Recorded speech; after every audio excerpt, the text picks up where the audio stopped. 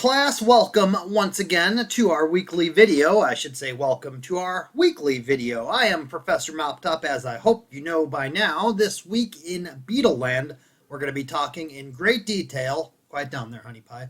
We're going to be talking in great detail about a song that has the longest tenure of any Beatles song of all. It is one of the, if not the very first song that John Lennon ever wrote. It's called The One After 909. It's a Quarrymen song, as well as a Silver Beatles and, of course, Beatles song. And it was written as early as 1957. John Lennon was trying to rewrite a skiffle song, and a lot of skiffle music was about trains. Well, the Rock Island Line was a song that was recorded by Leadbelly, as well as Lonnie Donegan, who had a huge hit with it in England in 1954. And John Lennon was doing his best to...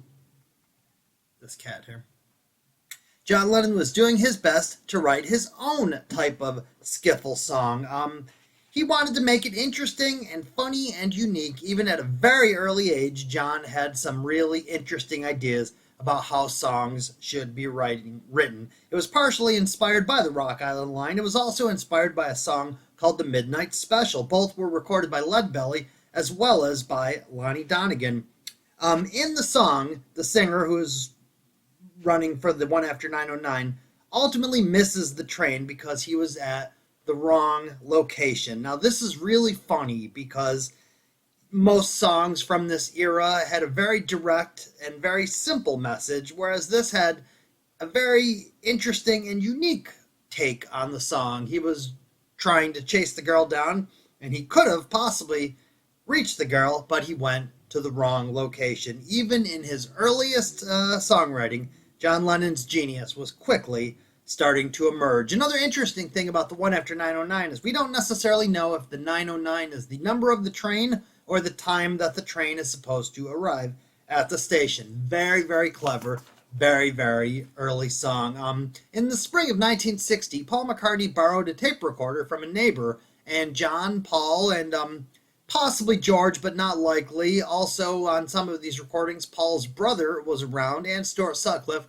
also recorded some things when they borrowed this tape recorder for a short time. What they did was they crammed into the bathroom, which was a very small room. They call it the loo in England, and they recorded some tracks. One of these very early recordings they recorded was an early version of the One After 909. I'm saying early too often.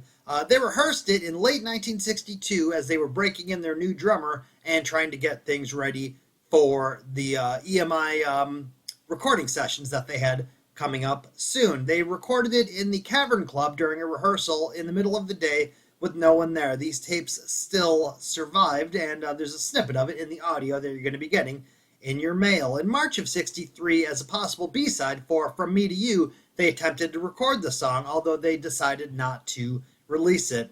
This is the point that may include the Rolling Stones. They might have said to the Rolling Stones, hey, do you guys want this song? And the Rolling Stones might have said, nah, that's okay.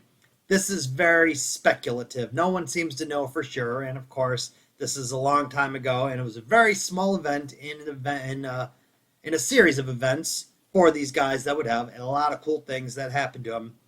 As in January of 1969, just as they were starting to get used to being filmed for the Let It Be / Get Back project, they started playing some songs that were from the past. Some were oldies, and a couple of them were ones that they wrote. And of course, early on in the sessions, the One After 909 emerged. You'll hear some audio of some early January 1969 versions of that as well. They tried it a bunch of times throughout the January 69 sessions, and then George quit, and for a short time, all the sessions came to a halt. When he returned, he brought a friend with him, who was Billy Preston. Now, the One After 909 was an old song for the Beatles, but it was brand new for Billy Preston in 1969, who just clung to it instantly. His instinct as a musician is just unsurpassed. He's a remarkable player. He was a very nice guy. All the Beatles got along with him, and he really helps improve an already very good song. They performed it on the rooftop in January of '69, once again